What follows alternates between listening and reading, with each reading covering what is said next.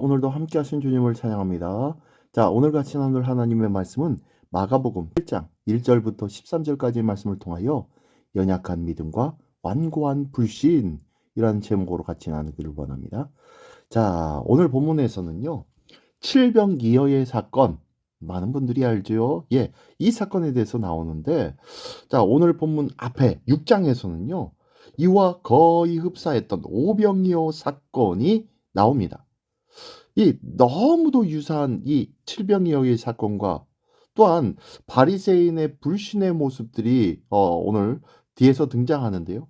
그렇다면 칠병이어의 사건은 오병이어와 무엇이 다른지, 그리고 바리새인은 왜 그렇게 불신의 대명사가 되고 있는지에 대해서 알아보기를 원합니다. 자, 먼저 한 절 한 절씩 읽으며 같이 나눌까요? 자, 1절부터 10절까지의 말씀입니다. 그 무렵에 또 큰 무리가 있어 먹을 것이 없는지라 예수께서 제자들을 불러 이르시되 내가 무리를 불쌍히 여기노라. 그들이 나와 함께 있은지 이미 사흘이 지났으나 먹을 것이 없도다. 만일 내가 그들을 굶겨 집으로 보내면 길에서 기진하리라. 그 중에는 멀리서 온 사람들도 있느니라. 제자들이 대답하되 이 광야 어디서 떡을 얻어 이 사람들로 배부르게 할 수 있으리까? 예수께서 물으시되 너희에게 떡 몇 개나 있느냐? 이르되 일곱 이로소이다 하거늘 예수께서 무리를 명하여 땅에 앉게 하시고 떡 일곱 개를 가지사 축사하시고 떼어 제자들에게 주어 나누어 주게 하시니 제자들이 그들에게 나누어 주더라. 또 작은 생선 두어 마리가 있는지라 이에 축복하시고 명하사 이것도 나누어 주게 하시니 배불리 먹고 남은 조각 일곱 광주리를 거두었으며 사람은 약 4천 명이었더라. 예수께서 그들을 흩어 보내시고 곧 제자들과 함께 배에 오르사 달마두나 지방으로 가시니라. 아멘. 자, 오늘 본문은 앞에 마가복음 6장의 오병이어의 기적과 너무 유사하다고 말씀드렸죠. 예, 예수님이 제자들에게 너희들에게 떡이 얼마나 있느냐라고 물으시는 장면들. 그 밖에도 기적적인 사건 이후에는 마치 약속이라도 한 듯이 배를 타고 다른 지역으로 떠나버리시는 장면. 뭐 이런 장면들이 굉장히 너무 유사합니다. 그래서 많은 신학자들마저 이는 같은 사건을 두 가지의 관점에서 본 것이 아니겠느냐라고까지도 했어요.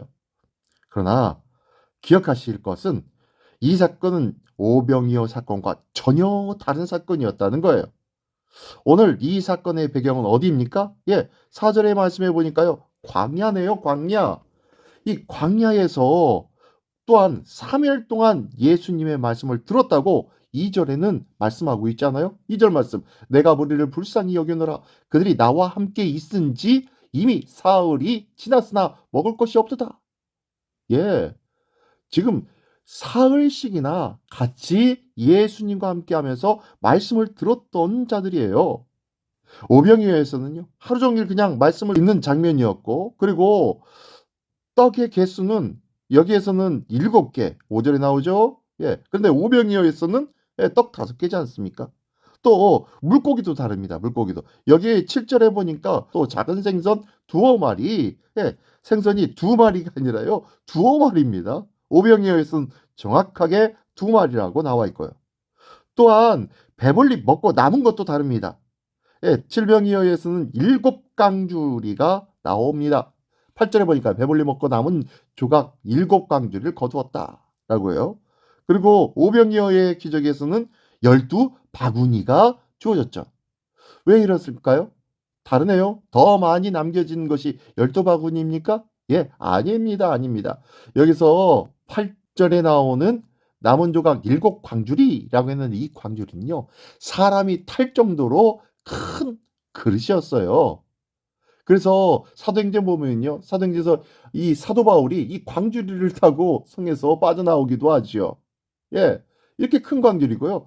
또한 오병이어에 등장하고 있는 바구니는 12바구니이지만 그냥 사람 손으로 옆구리에 찰 수 있는 소쿠리만한 것을 말합니다. 그래서 아마 이 예수님께서 축사하시고 떼어주신 떡을 이 소쿠리에 담아서 나눠 주었던 12명의 제자가 각자 다 나눠주고 남아있는 것을 보니까 각자 12강주리가 있는 거예요. 다 모든 12명의 제자들에게는 아직까지도 떡이 풍성히 남아 있었던 것이었죠. 예, 이렇게 다릅니다. 그러므로 전혀 다른 상황이라는 거예요. 그렇다면 숫자적인 비교를 해볼까요? 예, 숫자적으로 비교하면 여기서 오병기어의 오자는 바로 모세오경을 상징합니다. 그래서 이 모세오경 율법을 말하는 거죠. 예, 율법을 상징하고 있는 이 유대인들을 대상으로 한 하나님의 표적이었고, 그리고 이 칠병이어는요 하나님의 숫자 3, 그리고 세상의 숫자 4, 이것을 더해서 7을 말합니다. 그래서 이 7이 의미하는 것은 이 하나님께서 다스리시는 온 세상, 모든 세상을 말하고 있습니다. 보니까요, 오병이어의 사건은 유대인들을 향한 하나님의 긍휼, 칠병이어의 사건을 보면요, 온 세상을 향한 하나님의 긍휼이라고 알 수가 있죠. 즉 오병이어는 유대인을 대상으로 했기 때문에 칠병이어를 통하여서 하나님의 긍휼과 하나님의 복음의 역사가, 하나님의 나라가 어떻게 해요? 끊임없이 확산되어질 것이라는 것을 의미하고 내포하고 있는 것입니다. 하나님의 복음은 반드시 전 인류를 향한 하나님의 긍휼이 될 것이며 하나님의 다스리심이 이루어질 것이며 하나님의 구원의 선포가 나타나는 것이 바로 이 칠병이어의 사건이었습니다. 이와 같이 칠병이어는 이제 유대인으로만 국한되었던 복음이 아니라 전 인류의 복음이 될 것을 강조하고 있다는 것이에요. 이 마가복음에서는 6장과 그리고 오늘 본문 8장 별로 큰 간격이 없는 것 같아요. 그러나요, 실질적으로 시간적인 간격을 보면 약 6개월 이상의 차이가 나는 사건이었습니다. 그런데도 불구하고 이 두 사건을 비슷한 위치에 이렇게 같이 등장시켜 줌으로써 하나님의 복음이 이제는 이렇게 확장될 것이다 라는 것을 비교 설명해 주기 위한 이 구성이 바로 이 마가복음의 구성이었다는 것이죠. 하나님의 긍휼의 무한성을 상징하고 있습니다. 오늘 내게 당부하여 주시는 주님의 마음이 바로 이 복음을 전하는 그리스도인으로 사는 것이 바로 우리의 삶인 것이에요. 바로 우리는 복음을 전함으로 하나님의 기대를 채워 나가는 은혜의 삶, 복된 삶을 사는 것이 바로 우리의 삶인 줄 믿습니다. 오늘 나는 누구에게 주의 복음을 전할 수 있습니까? 오늘 기대하시는 주님의 뜻을 오늘도 복음을 전함으로 말미암아 우리 삶 속에 주의 복음이 온전히 나타나고 기대되어지는 복된 우리 모든 삶이 되기를 예수님의 이름으로 축원합니다. 예, 계속해서 11절로 13절까지의 말씀입니다. 바리새인들이 나와서 예수를 힐난하며 그를 시험하여 하늘로부터 오는 표적을 구하거늘 예수께서 마음속으로 깊이 탄식하시며 이르시되 어찌하여 이 세대가 표적을 구하느냐? 내가 진실로 너에게 이르노니 이 세대에 표적을 주지 아니하리라 하시고 그들을 떠나 다시 배에 올라 건너편으로 가시니라. 아멘. 자, 두 번째 사건의 내용입니다. 이는 달마누다 지방으로 가시는 예수님을 유대인들이 쫓아옵니다. 10절에 보니까 나와 있었죠. 예, 그 중에서 바리새인들이 있었고 또한 예수님을 시험하고자 표적을 요구하였습니다. 이에 대하여서 예수님은 이렇게 대답하십니다. 어찌하여 이 세대가 표적을 구하느냐? 내가 진실로 너에게 이르노니 이 세대에 표적을 주지 아니하리라 라고 말씀하신 후에 배에 다시 올라 건너편으로 가셨다 라고 말씀하십니다.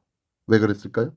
왜 이 세대에게는 보여주지 않으시겠다고 하셨느냐? 바로 그들의 요구는 불신앙으로 말미암은 요구였기 때문입니다. 위선적이고 형식주의에 사로잡힌 채 하나님과 사람에 대한 진실한 사랑과 봉사를 전혀 모르는 위선적인 종교인들이었기 때문입니다.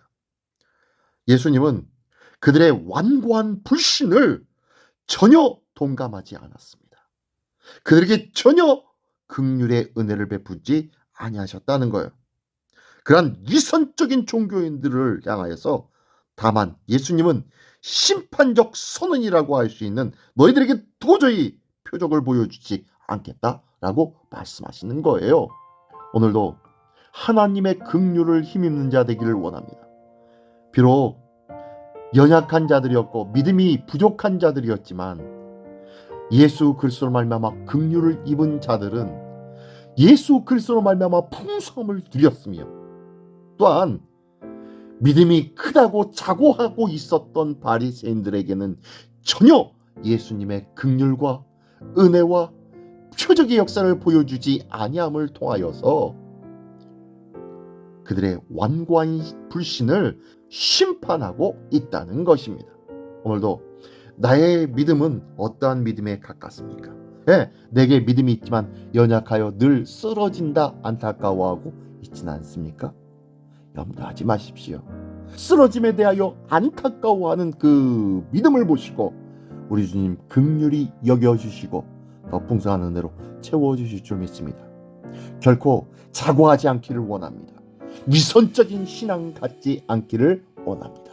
오직 주님 앞에 겸손함으로 늘 주님의 도우심을 구하며 오늘을 승리하는 복된 한 날 되시기를 예수님의 이름으로 축원합니다. 기도하겠습니다. 전능하신 주님 감사합니다. 오늘도 주님의 긍휼을 의지하여 겸손함으로 우리의 나약함을 주님 앞에 고백하는 은혜의 사람 되게 하여 주시옵소서. 오직 하나님의 은혜만으로 살 수 있음을 구하고 또 구하는 하나님의 긍휼의 사람으로 서기를 원하오니 주여 도와 주시옵소서. 모든 것 주님께 의탁드리오며 예수 그리스도의 이름으로 기도드리옵나이다. 아멘.